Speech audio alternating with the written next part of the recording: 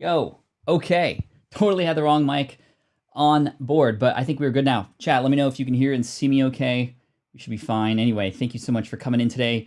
I appreciate you spending a Sunday afternoon with me here. A little bit different. I still have the same energy, but it's not early in the morning now. It's mid-afternoon here in San Diego, California. Wherever in the world you're tuning in from, I appreciate you. Thank you again. And I'm excited to just answer some questions for you and tell some stories, maybe play a couple games here and there, but we're gonna keep it chill. We're gonna put some music on in the background. And I just want to, again, thank you so much. I have some fun updates about some recent videos that I want to share with you too. And again, I'm looking forward to hanging out. So chat, we can good hear and see you. Okay, fantastic. Let's get geared up for 2021 and let's get ready for a good show. Thanks again for coming in. Appreciate you. This is the income stream to help you achieve your dream. All while we keep it clean. This is the income Get that crazy energy today. Plus I have the second round of coffee.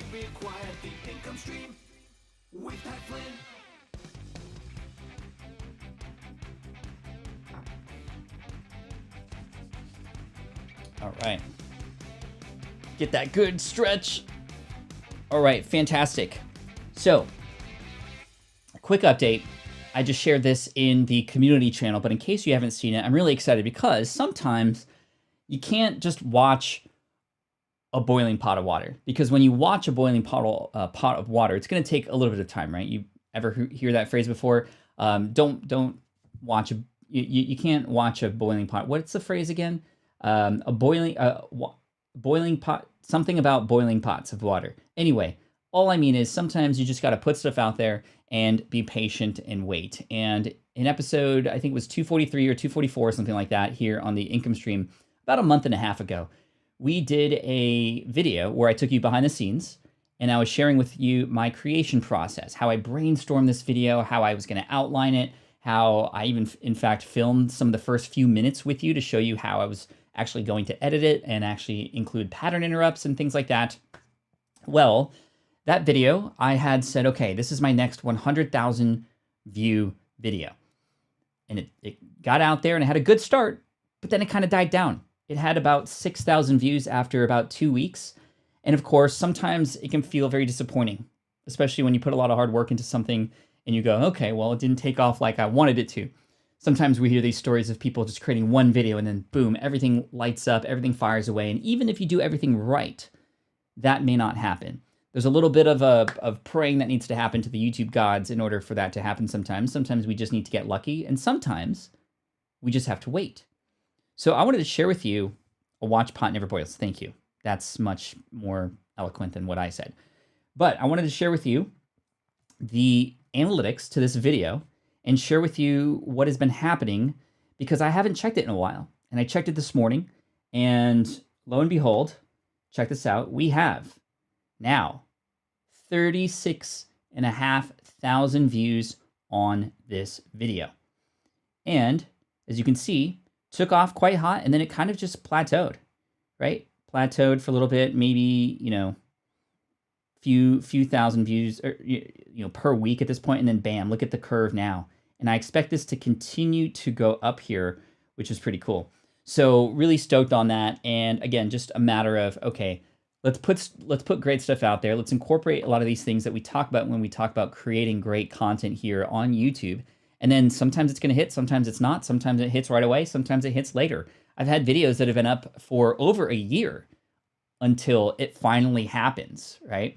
And I've had videos up for several years that literally go nowhere. So again, create more great content. Don't sacrifice quality for quantity, but try to remain consistent, especially in terms of the value that you're providing. What does value mean? We've talked about this before. Value means how you're helping others achieve something, to learn something, to get inspired by something, adding to their day, right? Adding to their goals, helping them achieve something that they weren't able to do before, whether that's inspirational, informational, educational, whatever the case may be. So really happy to share that update with you. We are 1/3 of the way to that goal of 100,000, and it looks like we're gonna get there. But I can see something happening that has happened before, which is it completely shoots up and then it kind of tapers off again. But I think because of the topic of this video, once again, Topic of this video, 2021 business ideas revealed. No, not 2021 business ideas in terms of that number, but how many did I put in there? I think 5 business ideas for 2021. And of course, what time of the year is it? It's right before 2021. So we sort of were maybe a little bit early with this type of video, but because it's so topic specific and we're actually getting a lot of traffic from Google, in fact, and YouTube search, which is really cool. But really excited to share that with you. And I'm happy to be here and answer some of your questions. Let's put up some music in the background, by the way. This is courtesy of Harris Heller. All right. We got that playing a little lightly in the back, and we are good to go. I did see a few questions come in already. Somebody was asking about Jeff the Ref. What's up, my man? I totally scheduled this at the same time as Rev's live stream, although I'm not a Yu-Gi-Oh fan per se, so I'm not into the stream today, but had to reschedule this morning. So anyway, a few things that I see here already. Number one, what do I think about Bitcoin, says Intermountain Gold Refiners. You know, I had about actually I had about 12 Bitcoin back when it was surging the last time. And I sold, I think at around the 12,000 mark, which was great. I made a good return. Of course, now it's at the 24,000 mark, 28,000. So, you know, I could have held, and it's hard because sometimes when you invest, you're like, oh, I should have done this before. But it's like, okay, well, what can you learn from this? And I think with Bitcoin, I'm still not confident enough in my own knowledge about it. What is helping, however, is there's a lot of people who have a lot more time and knowledge than I do about this that are saying positive things about it. It's even getting to a point where Elon Musk was even considering potentially using some of their cash to purchase Bitcoin. And I'm a big fan of Elon Musk and his business prowess, so that definitely caught my attention. And there's a guy here on YouTube, Dave Lee, who's been talking a lot about Bitcoin as well, and he has a lot of the same feelings I do about it too, but I do have some still. I reinvested in it at about, when it was at about the 15,000 mark, and now it's almost doubled. So feeling really good about that, but I'm not putting a ton of my assets into it, but it is something that I do see, you know, doing well moving forward.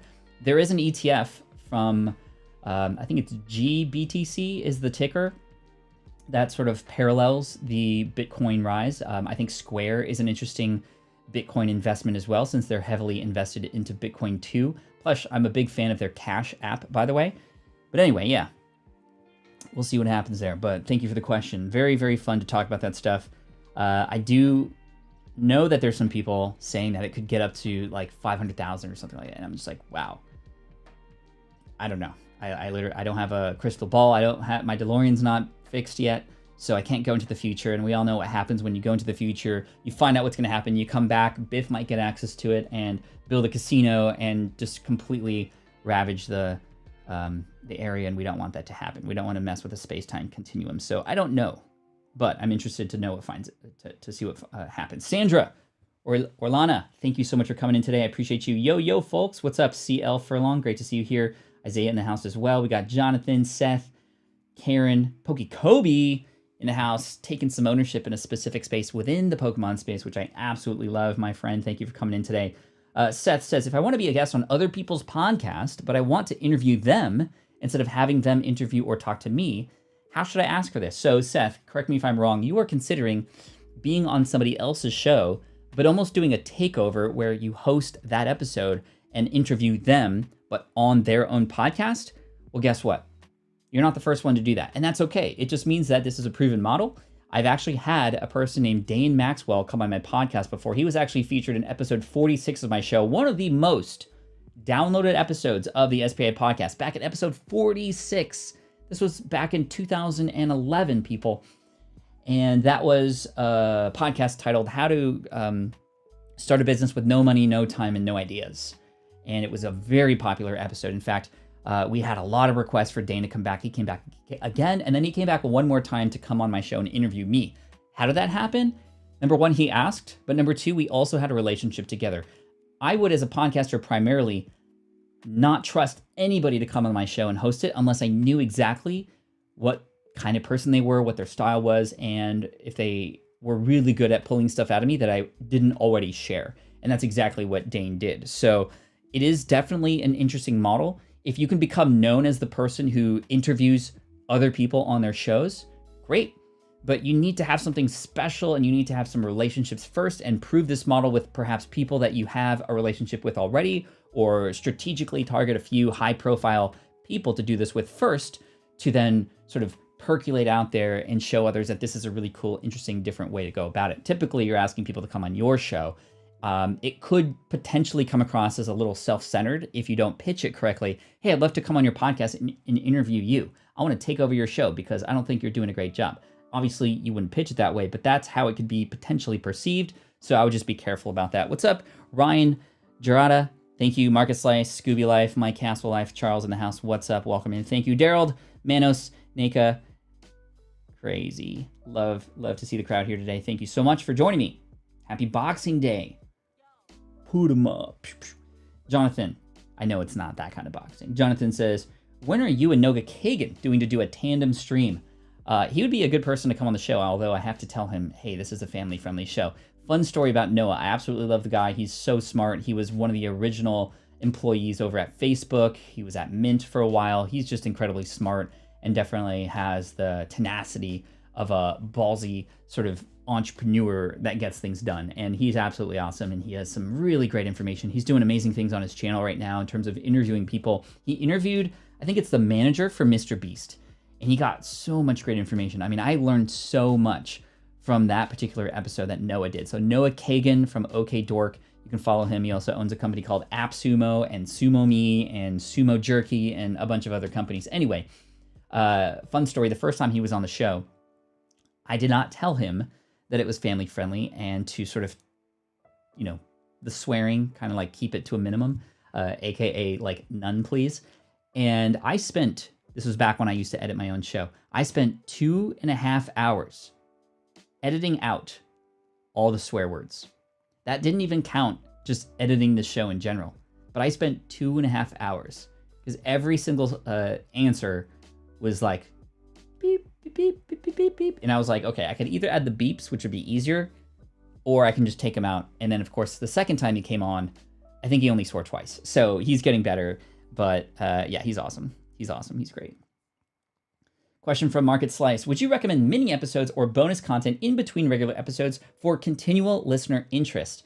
Number one, it needs to feel like a bonus versus just essentially be another episode being called a bonus. But I think that that's very wise should you have a lot of time in between and you have a general feeling or even get some feedback that there's just, you know, too much time in between. Obviously, the more interest that you can keep with your audience, the better. The more downloads you'll get, but you also don't want to just do it to do it. And you also don't want to do it just to kind of fill in that gap and keep people going. You really want it to be valuable, right? So one interesting way that I've seen people structure this before is they have an episode, like a regular legit interview episode, for example, come out on like a Monday or a Tuesday. And then at the end of the week, they come out with a bonus episode that's a lot shorter, 10, 15 minutes versus 45 minutes to an hour. And what that does is it allows them to just come on themselves and do a little recap, do a little tool of the week kind of thing. And that bonus episode becomes, you know, it's not bonus anymore. It just becomes part of the feed. What I would recommend doing, Market Slice, is testing it. Test it once and see, number one, if you enjoy doing it, if you got some good energy behind it, if your audience responds to it well. And if they do, then continually do it. If they don't, or you're not hearing some good feedback, it might not be worth the time, in which case you can develop more interest and value into your regularly scheduled program, if that makes sense. What's up, Poke Kenono? Welcome in. Thank you so much for being here. Made it. Yes. Hello, everyone. Love that. I love that Pat Flynn is family friendly. I always have 8-year-old Henry watching with me, soaking up all the knowledge. Henry, awesome. Thank you for watching. I appreciate you. Serve others first. That's how you get ahead. You help other people get what they want. That allows you to get what you want. Nobody's ever gotten poor by helping other people get what they want, right? Am I right? Cool. All right. I love seeing the little money I have in Bitcoin growing, right? It's kind of crazy. Pokey Kobe. Yo, Pokey Kobe in the house. What's up, my friend? Thank you so much. Let's put his message up here on the screen. Pokey Kobe and I have become good friends over the internets here, especially on his live streams. Super chat. Hope you're doing well, Pat. 365 days of streaming here while also creating Deep Pocket Monster, hosting talks, modding, connecting different communities, plus family time all at once is inspiring. Thank you so much, Pokey Kobe, for number one, noticing, number two, calling that out, number three, the super chat, number four, let me talk about that a little bit, because a lot of people, in fact, ask me how I'm able to have it all. right? How is this even possible? First of all, I'm very, very, very selective of where my energy goes. If I wanted to do all the things that that in my brain I'm like getting excited about, I would literally have no time for, like, something would break, right? Something would snap. There would be pressure points that wouldn't be able to sort of like keep that energy anymore. And then bam, something's going to break. And I don't want that to happen with things that are important. Family, my business, my team, my health, right? Those are all things that I don't want to break. However, as the guest on my previous podcast episode said, she's a mom, 9 kids. Crazy, right? And she said, let me get that episode number for you, just because it was a very, very important episode. All right, so I'm here on iTunes right now. Smart Passive Income Podcast. Just gonna take a minute. By the way, if you're not subscribed to either here, that would be awesome if you could do that. Hit that bell notification icon. But here it is, 452. And this is with none other than, who is this? She said something in this, let's see, smartpassiveincome.com/session 452. So she said in this episode, Lisa, that's right, Lisa Canning. Rachel was 2 episodes ago, Rachel Cruz. 452, and this is Lisa Canning, lisacanning.com, or .ca, excuse me. And she said that you can have it all, but you can't do it all. You can't.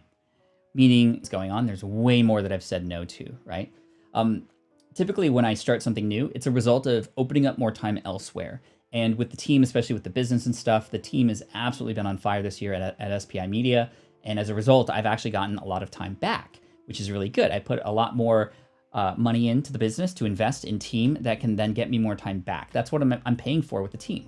I'm paying for time.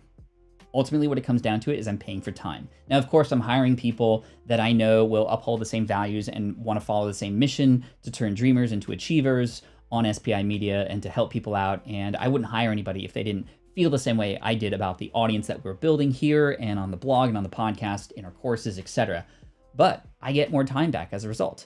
And as a result of that, I can then develop a new Pokemon YouTube channel, for example, or go on a vacation with the family for a couple weeks as the team is taking care of other things. I can have it all, but you can't do it all, right? And that's such a big, that's such a big thing too. So it looks like we are definitely slowing down. Sorry about that. Buffering. That's not good. 9 kids, yeah. If it's buffering, just go back by 1 minute and it'll work well afterwards. Great tip, Amine. Thank you so much.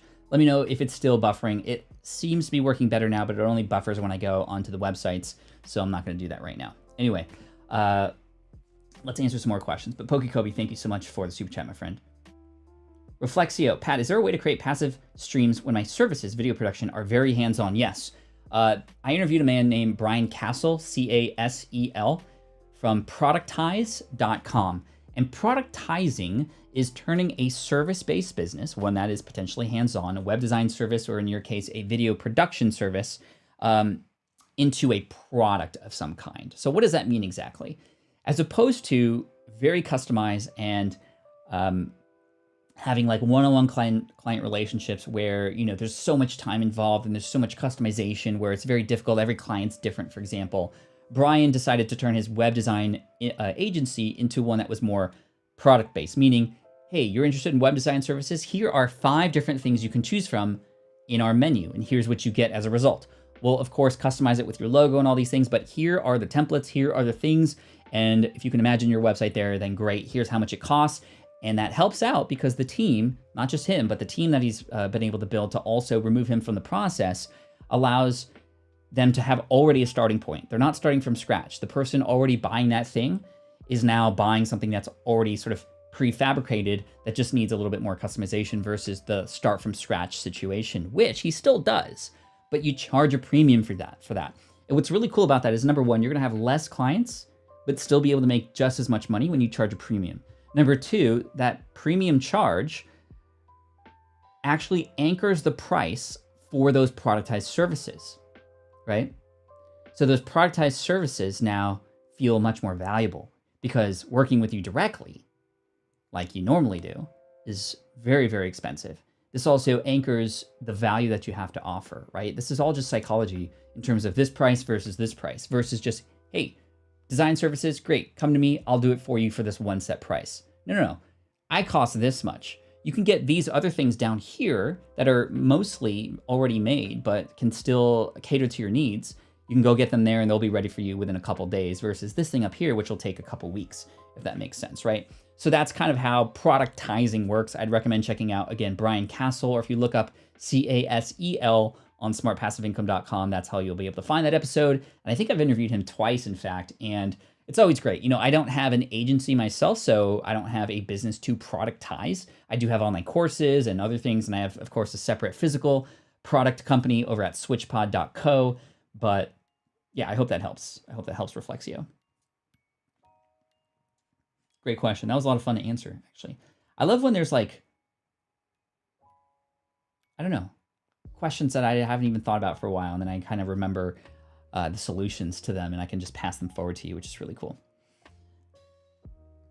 Jonathan, only problem with going back 1 minute is that the chat doesn't make sense anymore. Ah, right. Well, you get a sense of the future, actually, right? Hey, Pat, here's a quote I made. I love when people have their own quotes. It shows a little bit of authority. It shows a little gusto, right? It's almost like, somebody who doesn't like Christmas, and they're like, you know what? I'm going to create my own holiday called Festivus, right? You just kind of own that, right? Like George's dad in Seinfeld. So here's Isaiah's quote. Hey, Pat, here's a quote I made. When you're doing things from the heart, you're allowing yourself to keep moving forward. Amen, my friend. Isaiah, I love that. It's weird because I have a few Pat Flynnisms, if you will, that sometimes I get a little shy to share because it's like, well, is it kind of like cocky that you're quoting yourself? Like, don't you make quotes in order to quote other people or to have other people quote you, not just you quote yourself? But of course, you just saying things that you believe in and really kind of live, and how you sort of position everything is, that's you quoting yourself anyway. I think it's weird when I've done this a few times and always feel strange when I have a Pat Flynn quotable and I put it on a slide and I say, by Pat Flynn. And it's like, I could have just said it and then it would have been by me anyway, but I have to display it on the slides behind me. That's where it gets a little weird, I think, and that's maybe where that comment's coming from. But I have a few Pat Flynn isms. Your earnings are a byproduct of how well you serve your audience, by Pat Flynn. I would much rather live a life full of oh wells than a life full of what ifs. Another Pat Flynnism. Festivus for the rest of us. George is dead. Anyway. Let's see. Jumping on to say hi. What's up, Dr. Severin? Great to see you here. Thank you so much for joining us today on a Sunday. My weekly Sunday YouTube live is at 4:30, so I'll see you tomorrow. Awesome. Well, good luck with that and wishing you all the best. The riches are in the niches. That is actually not a Pat Flynn original, but I have made it popular, that's for sure. And I always say, yes, I know it's niches, but that doesn't rhyme as well. And that always gets a laugh and sort of gets everybody at ease with people who are upset about, oh, it's niches, not niches. But riches and the niches sounds like a candy or something. Riches, peaches, and the niches. All right. Yeah, it did actually. Thank you for being an admin or mod here, by the way. How do you get past the difficulty with researching your niche? Having a hard time nailing down my niche and feel a huge need to hurry up and actually get somewhere. It's almost like sharpening your axe, right? Finding your niche, niches, peaches. Anyway, that's like sharpening your axe, right? Finding your niche. It's going to take some time, but it's totally worth it, right? If you're given 8 hours to cut down a tree, spend the first 7 hours sharpening that axe. It makes that final hour much easier. That is sharpening your niche or finding your position in a space. And it's going to take time. It's going to take some time. It's going to take you experimenting and trying things and maybe attempting to take ownership of a certain thing, but then realizing, okay, well, that's not making me happy. It's not bringing joy, or it's not actually being helpful or valuable to anybody. So let's try something else. The truth is, however, if you just kind of play it safe, if you will, and you're like, you know what? I don't have a niche. I'm just going to talk about all the things. Imagine starting a business today and you're like, you know what? I'm just going to be a fitness person. I'm just going to talk about all things fitness. I'm going to talk about nutrition. And within nutrition, I'm going to talk about things to help you gain weight if you need muscle and help you lose weight. I'm going to help people who are also gluten-free and people who are on the paleo diet and on the keto diet. That's just the nutrition part of things. And now I'm going to help people with their fitness. So I'm going to help people who want to run. And I'm also going to help people who want to, maximize their strength. But I also want to help those people who want to be more limber and do more flexibility type stuff like gymnastics and dancing. And then I'm also going to talk about the mindset of a person who wants to run a marathon. Well, at the same time, I'm going to talk to somebody who has the mindset of getting off the couch for a first time and just going on a walk around the block. Yes, you could probably speak to all those different kinds of people. But the truth is, if you build a brand and you're speaking to all those different kinds of people, you're literally going to speak to nobody. Because people who have a specific need or a specific problem, a specific need, a specific pain, a specific want, they're going to go to find a specific solution. If I'm a runner and I know I'm going to run my first marathon, am I going to go to the shoe pavilion store or Target or Walmart and find somebody who knows about the shoes there and ask them all the questions about what's it like to run their first marathon? They're probably not even going to understand what I'm asking, let alone being able to offer advice. Yet, hey, they have shoes of all kind. It's convenient, right? Because it's all there. But if we create that kind of solution, we're helping nobody. Versus, I'm going to go to the Roadrunner on Convoy in Claremont, San Diego, and I'm going to walk into the store. I'm going to see the sea of treadmills. I'm going to see only running shoes. And I'm going to see people who I know who have run before, who I can then ask questions about, who are going to not make me feel bad about asking questions like, how do I stop myself from getting blisters after running 5 miles, let alone 26.2? And they're going to be able to help me out very specifically, right? So yes, theoretically, by niching down, you are getting rid of all these people that you can't or don't want to serve. That's a great thing, because then you can actually hone in and get 1 inch wide, 1 mile deep, right? And so Peasant Uprising, what I would share with you is to, make a 1 inch wide hole over here, and then try that out for a while, and then make a 1 inch wide hole over here, and then make a 1 inch wide over here, and see what happens. And actually give yourself the agency to put effort into that and to try to own that particular segment. When it comes to research, typically where I get the most guidance is from those who I'm building a brand for. And that way I love to remove the guesswork as much as possible. If you approach business with guessing, I think you're kind of doing it wrong. Just plain and simple.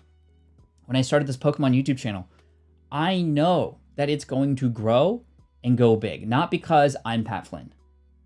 No. I think anybody who has taken the same approach that I have, which is building relationships, listening to people, paying attention to what people are looking for, paying attention to what's oversaturated, and finding the holes in that market, this new channel that I'm going to create is going to go big.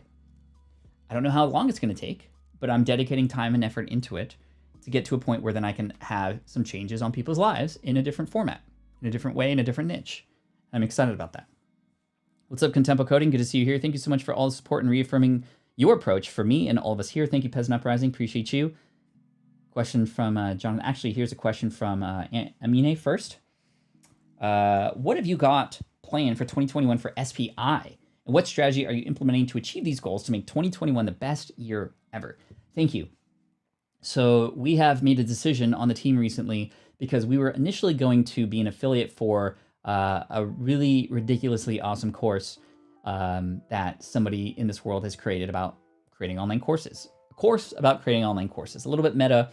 And we've had so many people ask us for help with that because we have 8 courses ourselves. I mean, we are just about to approach, we are, I think, $100,000 away from $4 million total dollars in sales from just online courses alone since launching them in 2014. That is kind of crazy to even hear out loud and back into my ear. I'm so proud of the team for helping, and they're definitely a big reason why this has happened. Another big reason why this has happened, to Peasant Uprising's quote earlier, is the fact that we're not guessing, right? So we're listening to the audience who's asking for help. And then it's our choice whether or not we want to offer help through a solution that already exists somewhere else, aka affiliate marketing, and maybe if there is an affiliate commission tied to it, maybe getting paid for that, cool. Maybe if not, that's okay, we're still helping. And it always comes back in one way or another. But the other side of this is, well, what if we create this solution ourselves? And that's the main course that we're going to create next year is an online course because this person who we were going to be an affiliate for does not want to do affiliate marketing with their course. And you know what? We still need to help our audience. So we're baking into the plan for probably end of Q2 or Q3 next year, an online course on courses. We've proven ourselves. We've done it for 3 years. We can turn around a course within 2 weeks. And we want to share that system and how we approach that. Everything from filming, editing, creating the course outline, selling it, marketing it, making it evergreen, all that sort of stuff. I think it's going to be a really, really great course and probably is going to become our most popular course at some point. Online education is obviously taking the world by storm right now in different ways. A lot of people are creating their own brands, building brand loyalty, and selling an online course to help people in your audience achieve something. Again, not by guessing, but by listening, can be a great way to generate passive income. It's definitely not passive at first. The passive part is actually the last part of the process, but that's what we're really excited about. And we are also interested in potentially, expanding our team and definitely going all in on SPI Pro, our community that's continuing to grow and just blow me away with just how important it is for people to connect, and that the fact that we're creating the space for people to connect is really cool at SPI Pro. If you want to check that out, smartpassiveincome.com/pro. We're going to let people in every quarter, and it's not for everybody. It's for people who have businesses already and want to connect and network and help each other out. It's really cool. I'm super stoked on it. Hopefully you got some good stuff planned for 2021 as well. And wow, this coffee really kicked in. Can you tell? It's cold, but it's all good. It's like a cold brew now. Daryl, I have an idea for a product, but I do not have the skills or knowledge to develop it. How do I find people I trust to develop my idea into a marketable product? So this is a great question. Quick story. I was at Vid Summit 2017 with my videographer, Caleb. We saw a need in the market space. We started literally right there when we had this idea. Hey, there's our target audience. We were there already. Vid Summit is a conference for people who are on YouTube. And we started asking around, hey, what do you like about your tripod? What do you don't like about it? What if there was this? How would you actually get excited about that?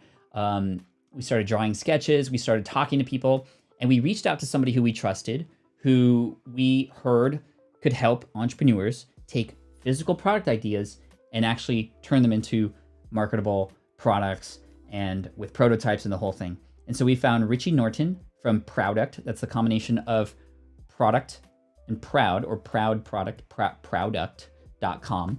And he and his entire team did everything. There are companies that can do that.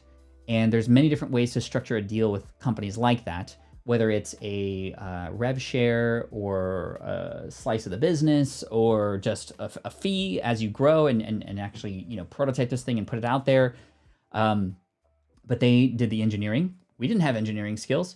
They did the CAD and design and prototyping skills. We didn't have any skills on how to do that. All we knew was that we had this idea and that we needed somebody to fill in that gap for us to actually create this thing. We also knew that we wanted to take an iterative approach, which means going from one section to the next section to the next section. I think a lot of people who create business ideas, it's almost like a herd of ungulates, just kind of like, okay, let's just rush in all together and just like bombard the market with all these ideas at the same time, versus the approach that we took, which was like, okay, let's make a prototype. It's not fully functional yet, but we'll take that to the actual target audience and actually get their immediate feedback on it. This is what I like. This is what I don't like. Should be bigger, should be smaller. I like this color. I like this color.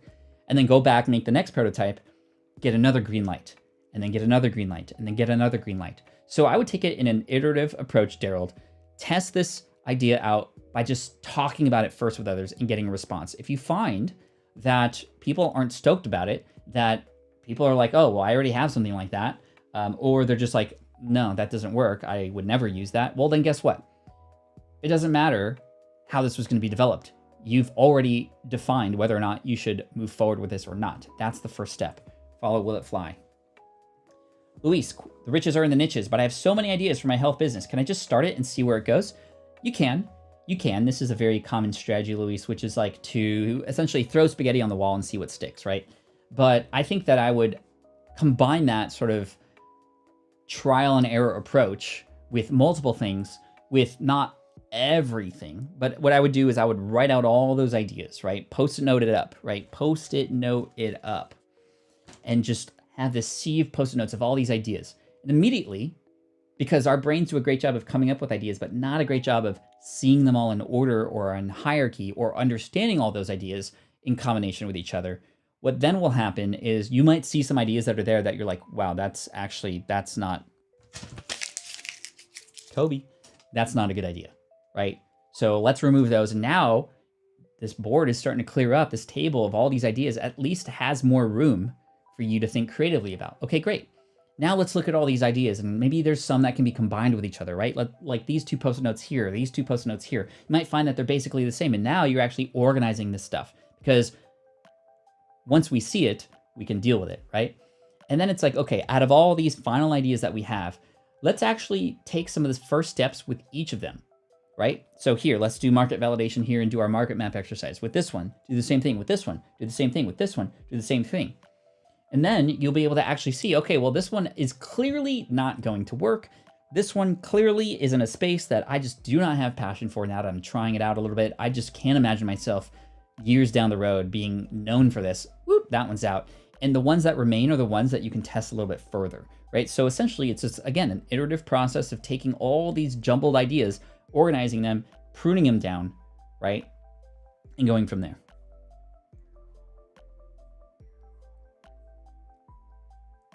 All right, Pat Flynn, jack of all trades, know a little about a lot and not really an expert on anything. Combined or build up knowledge of one. I ain't getting any younger, says Jonathan. You know, I often consider myself a Pat of all trades, master of fun. That was something that I came up with, which I've never used anywhere. And so you can react to it however you want. But I think that new personal goal from Market Slice, new personal goal, lifetime fitness Pokemon gym leader. You know, there's a lot of people making some good money sharing their Pokemon Go content here on YouTube. It's pretty amazing. Pretty amazing. Anyway, let's see. Jonathan, to your question, jack of all trades. You know what? You can either find something that connects all of them together, and that's what you become known for. The sort of like, okay, well, although you speak about all these different kinds of things, you always take this approach with it, right? Or you pick one. Maybe you, again, same exercise, lay them all out on the table and imagine each one like a fast forward a year from now and they're all like any path you take is successful. Like imagine that. Which path seems to be the one that sparks you the most, that lights you up the most, right? That gives you that spark, as they said in Soul. Great movie, by the way. No spoilers, please. For everybody else here, I already saw it and it was great. I'm going to watch it again. I love music, by the way, and just the... No spoilers. Okay. Which one lights you up the most? Do a little research in that space. See if anybody else is really stepping up to take ownership of it. And it doesn't mean that you have to put everything else aside. It just means that this is what people are going to start to learn about you for and know you for. And then you have all these other things potentially in place, right? A few episodes ago, Pat, you made me realize that I need not be afraid to get rid of the segments I don't want to serve. Amen to that. Pruning down. Seth says, I have a podcast about politics and government. So how do I serve my listeners in this space and give them value? So think about why people watch the political shows that they watch. Tons of viewers. It's either because they are following somebody who has and shares the same beliefs as they do, and they need a leader to speak up, and they need somebody to feed and share ideas to inspire, to motivate with relation to these topics. Other times it's more informational, and you go to those places because it's breaking news, or it's where you hear about it first, or you might be able to provide value because you have a very special way of actually presenting this information and putting your own spin on it. Maybe spin's not the best word for a discussion about politics, but maybe it is, right? And so we can come to you, Seth, because we know that we're going to get, for example, just the honest truth and facts about things. And it's no bias, right? And that's what we come to know you for. That's value, right? And that's not like many other places potentially. Or there is a entertainment value to it, right? That is value. That's entertainment value. Being able to help people not be bored about something is a value. And that's another way to approach it, right? So you're going to have to find your flavor, Seth. And then you start to lean into it, right? We don't want to go to Baskin-Robbins and be the 31 flavors. where a person's standing there and they're like, okay, I kind of want a little of that, and then like everybody behind you is like, come on, just pick something already, right? Versus what we're starting to see a lot now is like, okay, like salt and straw, right? You come in and there's like 5 flavors, but they're very unique, and you can always understand that when you walk into salt and straw, you're not just gonna get plain vanilla, you're not just gonna get rainbow sherbet, you're not just gonna get chocolate, right? You're gonna get like bourbon, butterscotch, rum, brandy, vodka, ice cream. Maybe not to that extent, but you know what I mean? Like, you know the kinds of flavors you're gonna get at Salt and Straw, right? Really nice way to put it, thank you. All right, I saw somebody say Tesla X. Lisa, not SPI related, but did you know the lights, doors, and mirrors of a Tesla X can be synchronized to music? Pal posted her Xmas car. Yes, you can make the Tesla Model X dance. I didn't know about that until after I got rid of my Model X. I have a Model Y now, and the doors don't do this, unfortunately. This is, it's kind of Karate Kid. It also reminds me of that scene in,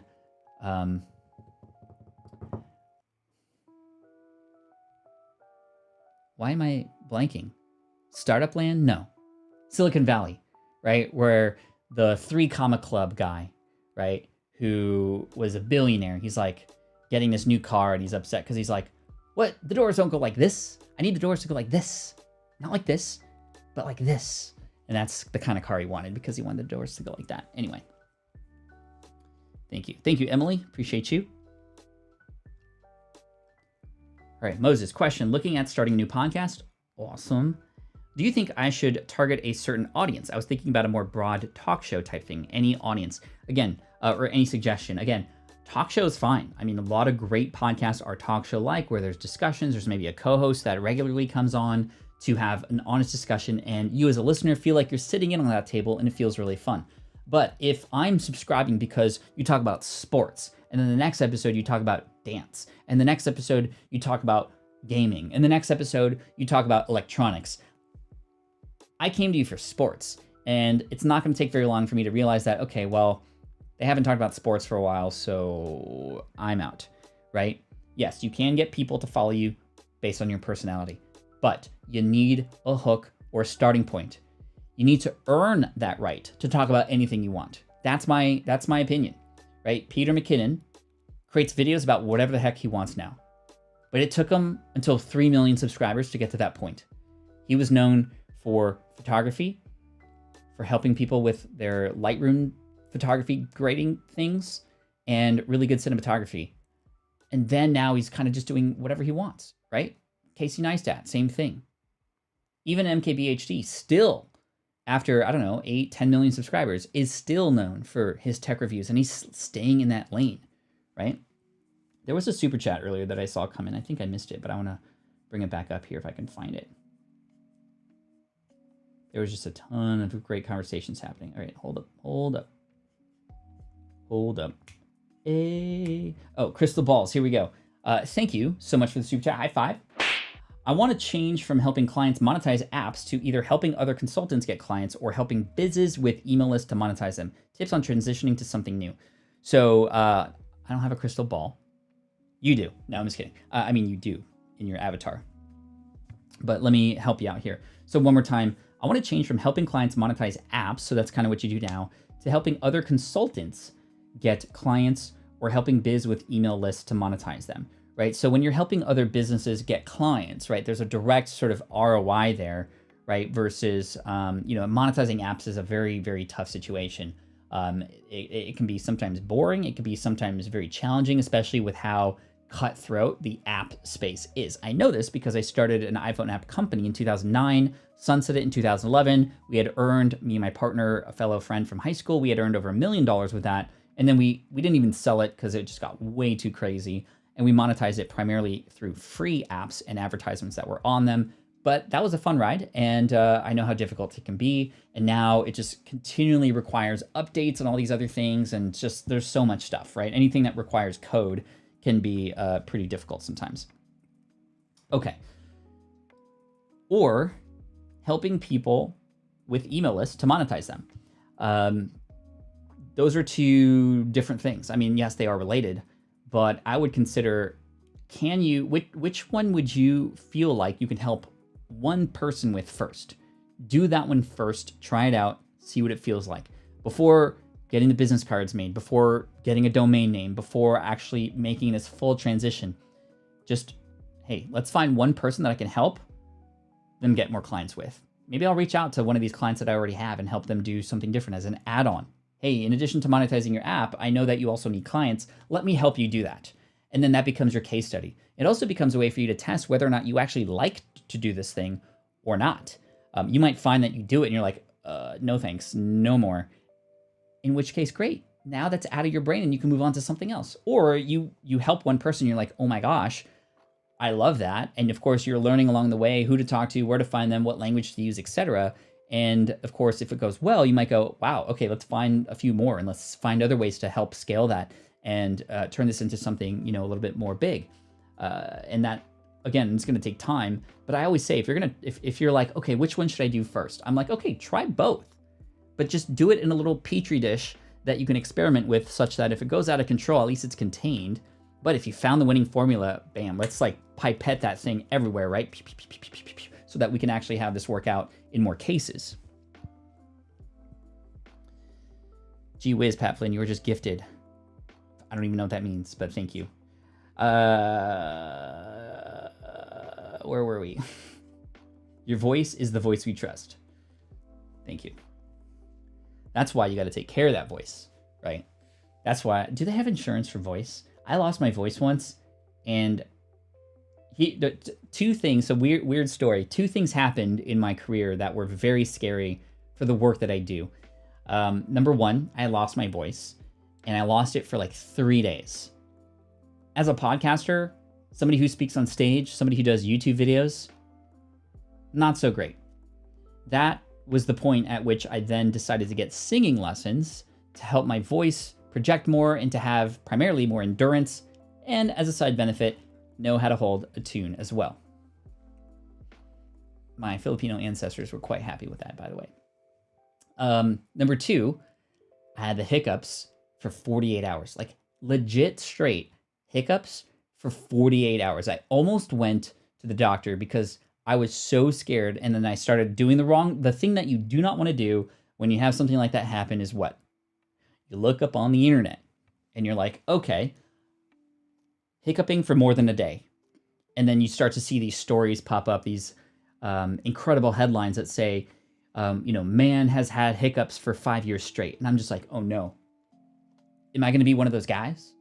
Is my podcast episode going to have hiccups every single 5 seconds and I have to repeat everything I say like that? I'm just pretending right now. But it was really scary. I mean, it went away after 48 hours, but that was a long time to have some acid reflux. I think my abs got stronger though during that time. All right. Let's see. Pierre Nuns says, a lot of questions today. I apologize I won't be able to get to everybody, but I'm just picking them out at random, kind of. If Tina Turner can insure her kegs, her legs, right? I'm sure you can insure your voice. Yes. Thank you. Where was Pierre at? You could insure kegs too, but that's a different kind of business. Where's Pierre? I thought I saw Pierre in here. Pierre. Overcoming imposter syndrome. So imposter syndrome is that idea that once you start something, you start to question whether or not you should keep going because you're like, am I even qualified for this? Do I even deserve it?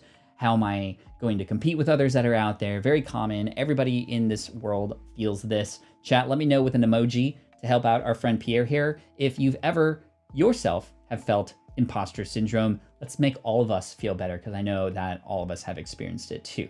So I've experienced this myself and I continue to experience it myself. In fact, I want to experience this. What do I mean by that? Well, I know how to overcome it now, and I'll talk about that in a minute. But the reason why I say I want to experience imposter syndrome is because that means, number one, that I'm probably pushing myself beyond my comfort zone.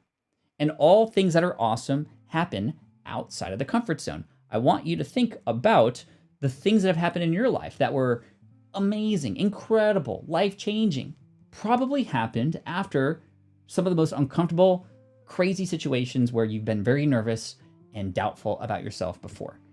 And like sadness in the story Inside Out, it is actually necessary so that joy becomes more joyful. You kind of need the yang before you have the yin and yang, right? So I actually seek out feeling like an imposter sometimes in this. I mean, when I say that now, I'm like, okay, does that mean I purposefully fake things? No. What I mean is I'm going to push beyond my boundaries of comfort so that I start to get those feelings of nervousness. I start to feel like, okay, maybe I can't do this anymore. Guess what? I'm feeling these exact same feelings right now in this Pokemon space. I'm a brand new Pokemon collector. Yeah, I'm creating a YouTube channel to try and build authority in the space.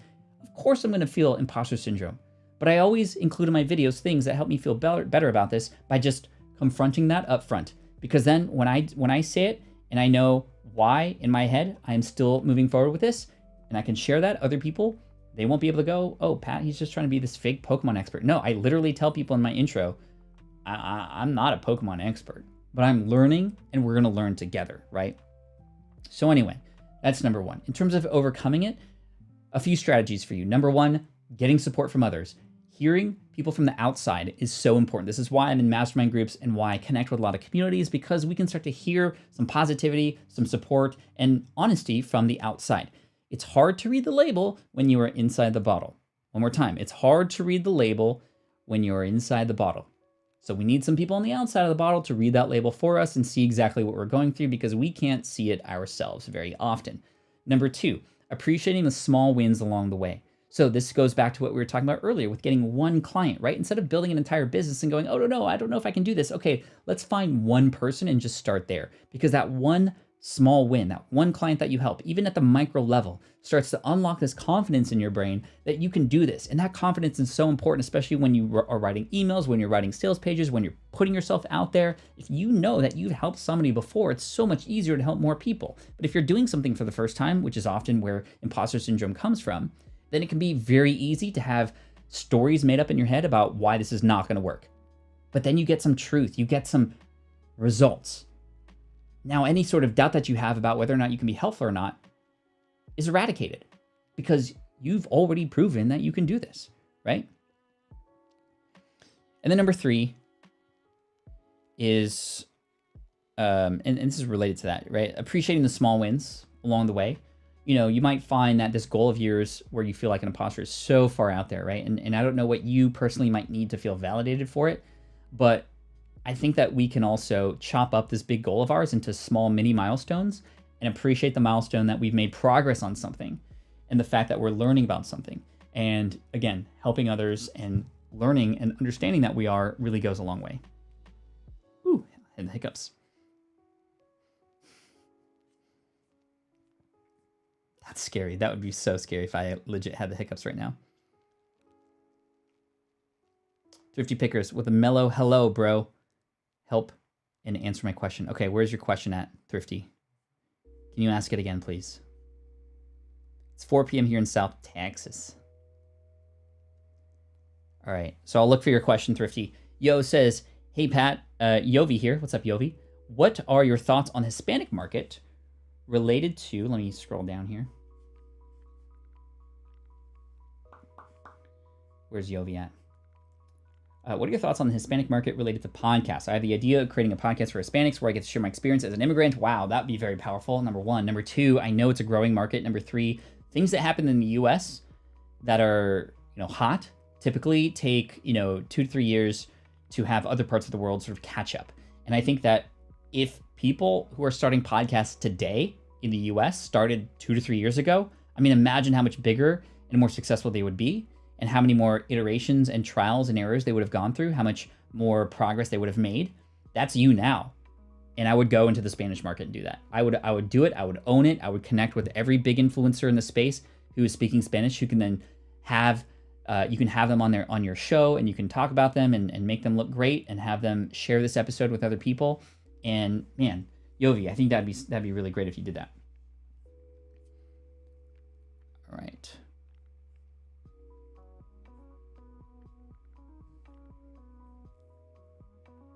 All right. Is there a way to rename all the file names in a zip folder? I keep getting error. I don't know about that. And it looks like you're asking Michael, so I apologize. Flynn is on fire this Sunday. Must be the 1 p.m. coffee. It must be.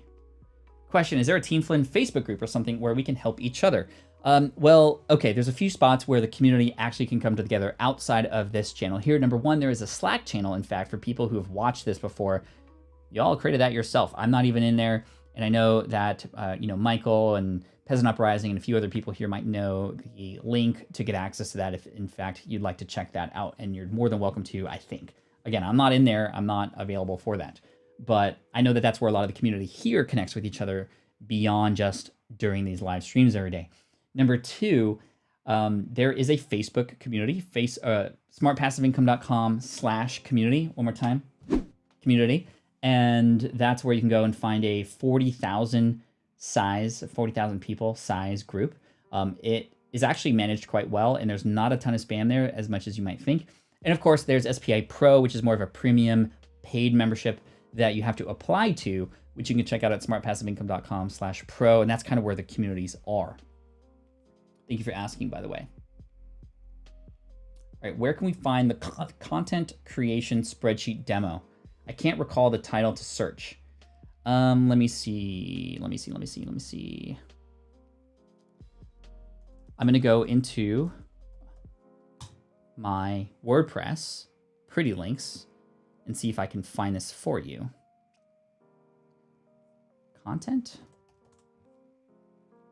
No. Let's see.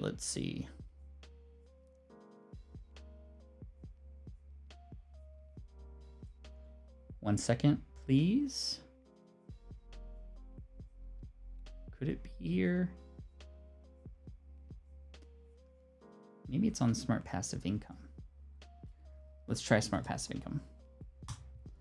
And then Thrifty, I saw your question come in. Just let me see if I can get this for Grandma Goody. Plus, it's a great resource for all of you to have should you want to create content next year and have a plan for it, an editorial plan for it. I can't remember the episode number of the income stream, but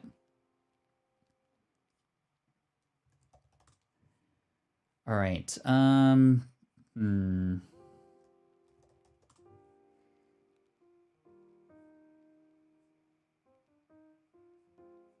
see. Spreadsheet.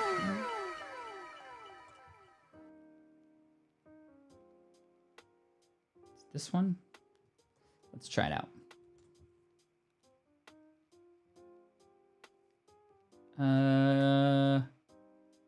Is this it? It might be it. Make a copy. So, Grandma Goody, is this it? This could be it, right? Where we can put in our content and see the calendar for next year. Actually, this looks like it's, this is only through December. Okay. I'll have to find that, but I'll pop it in the community tab if I do find it. Wow, I almost clicked finish on accident. Okay. Anyway, that's not it, but it looks like that. And so I apologize, Grandma Goody, that I'm not able to get that to you right now, but I will do my best to afterwards. Okay, I did see Thrifty. Yo, hey Archer, thank you so much for the super chat, my friend. That's really awesome. Okay, Thrifty. Should I have a co-host? Should I use affiliate links? Should I promote my YouTube channel, my Patreon, and all the other accounts I have, or should I just focus on podcasting? So there's like 10 questions there, and it's okay. I'll take them one at a time for you, Thrifty. So number one, should you have a co-host? So no matter where you're at, whether it's a YouTube channel or a podcast, a co-host can be great, and it also can be not so great. Let's talk about the great reasons to have a co-host. A co-host is cool because it adds a different flavor or personality to the show or the viewer experience or listener experience, right? My favorite podcast that I started out listening to was Internet Business Mastery. Two hosts, Jason Van Orden and Jeremy Franson. Perfect personalities to co-host a show together. Here's why. Because they were complete opposites, right? So I got both sides of the spectrum. Jason was also very much the analytical, logical person, not very emotional at all. And Jeremy was the emotional storyteller. So when you get the storyteller telling a story about something to start something, and then Jason comes in with logic about why this works and then numbers to go behind it, it was like a perfect mix. So if you can find somebody to complement your stuff and how you sort of like to express things. And if you each have your own particular sort of a way of sharing, it could be a really great combination, especially because it's like a conversation more than an interview, right? It's two people in different styles sharing something together and making it work. And I think that's great. So that's kind of cool, right? The hard thing about having a co-host is you really got to get somebody that's just as committed as you are. You have to commit because now you are responsible as much as they are. And if you are not feeling it today, that's not good for them. And if they're not feeling it, well, how are you going to feel? You really have to put things on paper and have some commitment on both sides in order to make this work, especially because it involves scheduling. You each have different lives with different things involved that do creep up onto those schedules, and it can potentially be very difficult, right, to keep that going. Should I use affiliate links? Anytime you are sharing a solution to something that is helpful for your audience, and especially if you have yourself used this product and you are sharing how it's helped people and how it's helped you, and it is of value to people, to me, it's a no-brainer. Share the affiliate link. It's at no cost to the person viewing or watching or listening. And of course, again, if it helps solve a problem, solve that problem. If you get paid for it, that's just a bonus, right? That's how I would go about it. Should you promote your YouTube channel? If you have a podcast and you have a YouTube channel, so here's the approach I would take on a podcast.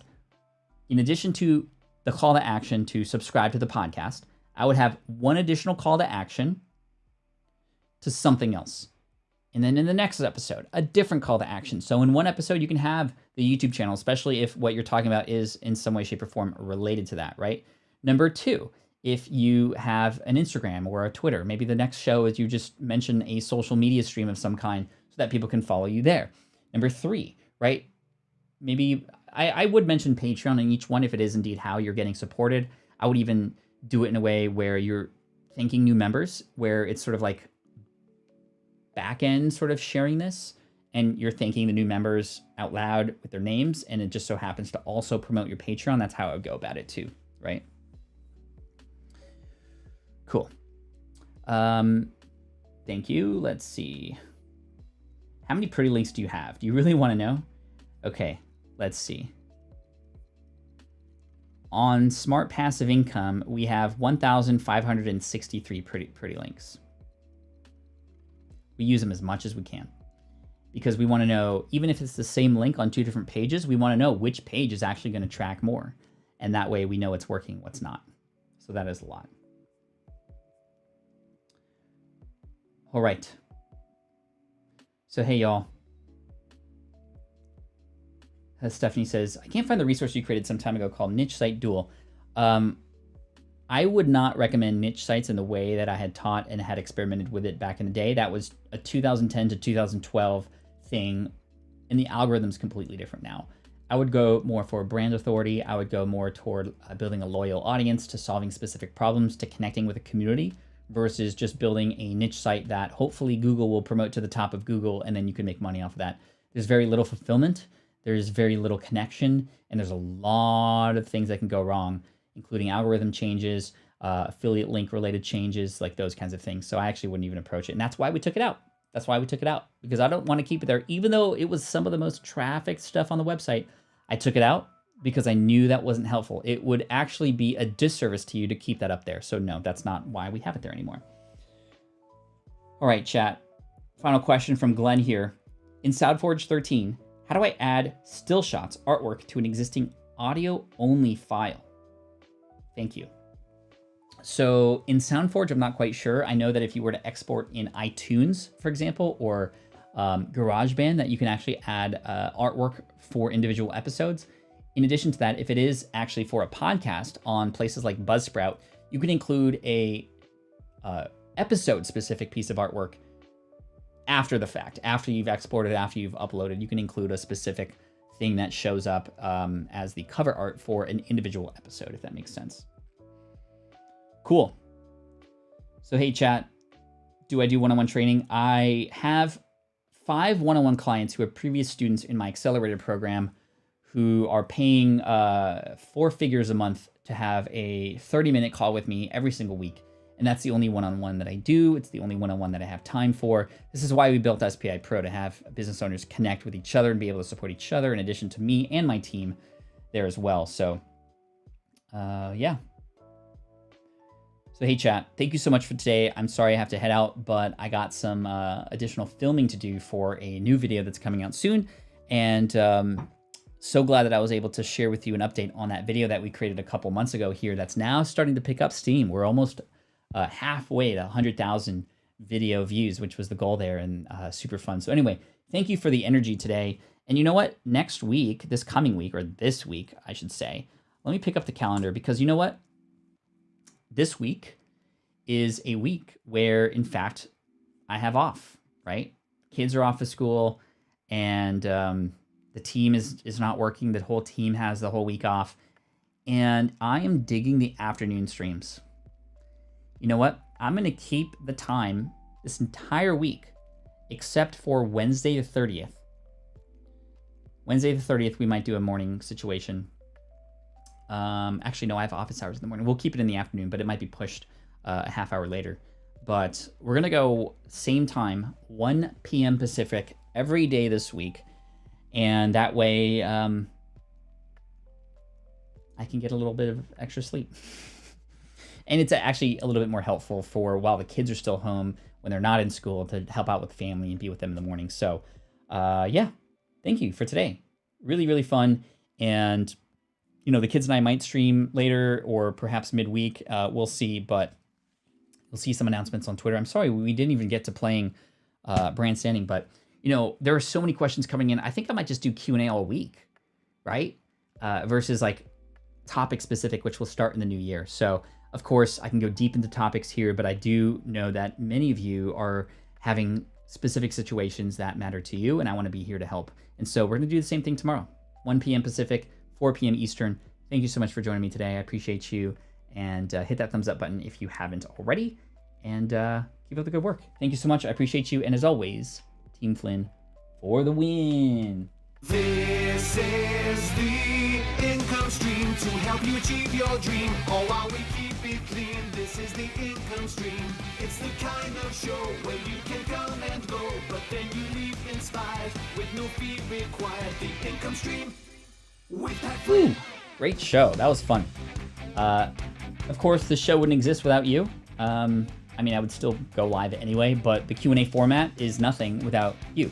So I appreciate you so much for that. Have a great day. Hit that thumbs up button if you haven't already. And I look forward to sharing more fun things with you and answering your questions tomorrow, 1 p.m. Pacific, 4 p.m. Eastern. Coffee for the win. Thanks so much. I appreciate you. I got the secret words in today. You're amazing. Cheers. Peace out. You're the best. Bruh.